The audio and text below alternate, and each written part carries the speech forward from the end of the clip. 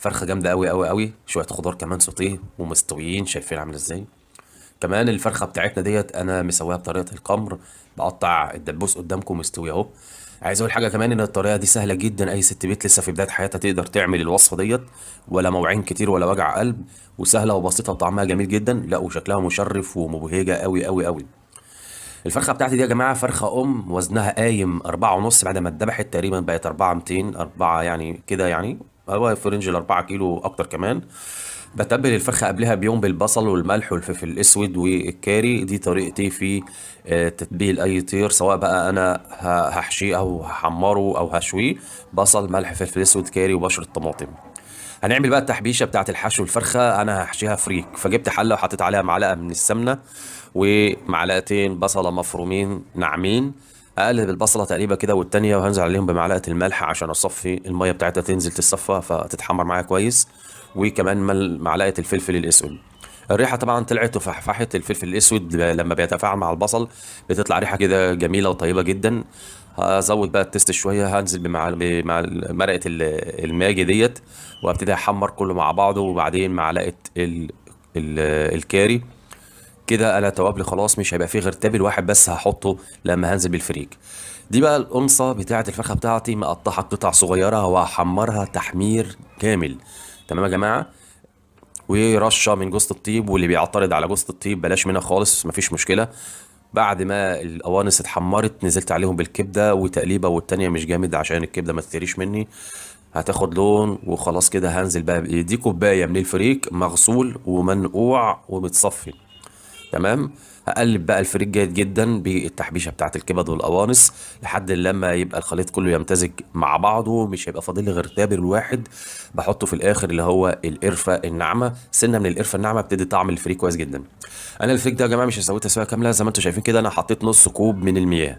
نص كوب ميه، عشان انا في الاخر خالص الفرخه دي هتتحط في الفرن، هتقعد ساعتين، فتشرب من دسم مش الفرخه ويستوي، يكمل سواه من دسم الفرخه.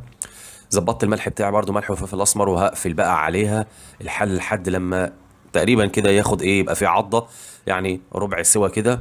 بعد 5 دقايق هحط الزبيب بتاعي، وديت بناء على ترشيحاتكم، عند المتابعين قالوا لي جرب حط على الفريك زبيب، وبصراحه كان ترشيح جيد جدا، طعم الفريك كان تحفه تحفه لما حطيت عليه الزبيب. وهبتدي بقى بطريقه سهله اهي، زي ما انتم شايفين قدامكم، هحشي الفرخه بتاعتي بالمعلقه اهو. مفيش اسهل ولا ابسط من كده.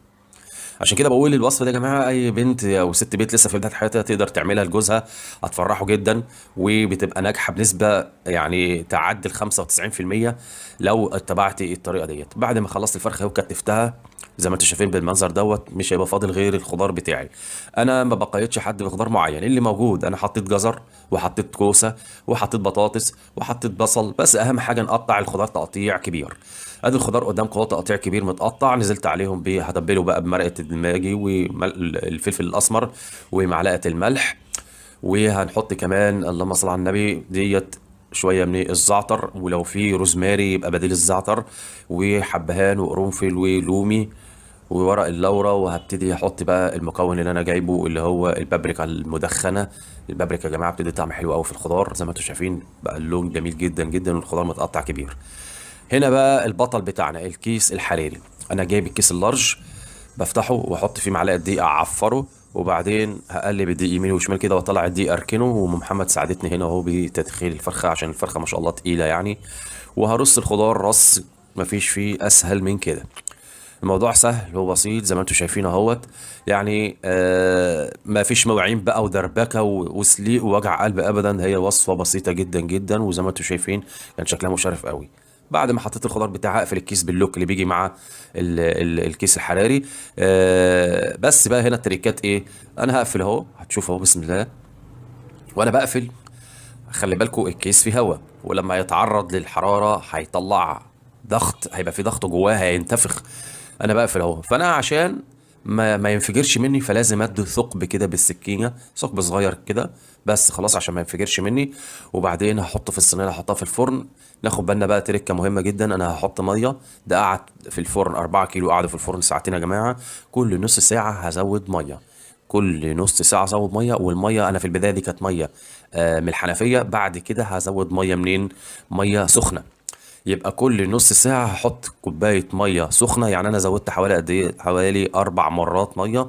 وبعد ساعتين بالظبط طلع بالشكل التحفة اللي انتوا شايفينه ده. حاجة ما شاء الله تبارك الله مشرفة، وطعمها جميل جدا، والخضار طلع سوتيه وصحي. جربوا يا جماعة الفراخ الأمهات، والله جميلة جدا. وأنا في رأيي الشخصي محدش يعني يزعل من رأيي ده، أنا شايف إن هي أحلى من الديك الرومي، وعلى قد إيدينا. كل سنة وانتم طيبين، يا رب الوصفة تكون عجبتكم. فضلا ليس امرا بقى، شويه لايك كده وشويه شير، والحاجات الحلوه اللي بتعملوها اللي بتكبر الصفحه بتاعتي. جزاكم الله عني خيرا، والسلام عليكم ورحمه الله وبركاته.